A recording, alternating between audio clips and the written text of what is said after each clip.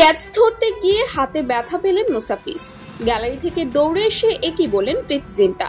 হ্যাঁ দর্শক, বিস্তারিত জানুন পুরো ভিডিও জুড়ে।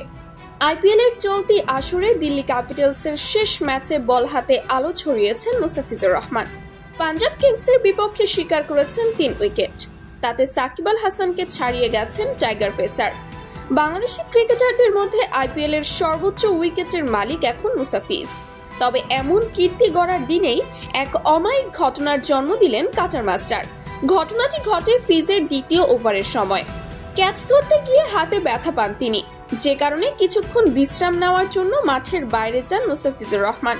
ঠিকই গ্যালারি থেকে ছুটে আসেন পাঞ্জাব কিংসের মালিক প্রীতি জিন্টা। আর ছুটে এসেই ফিজের হাত দেখতে চান এই নায়িকা, যা দেখে থমকে গিয়েছিলেন দর্শকরা, কারণ এমনটা আগে কখনো করেননি প্রীতি, এবারই প্রথম।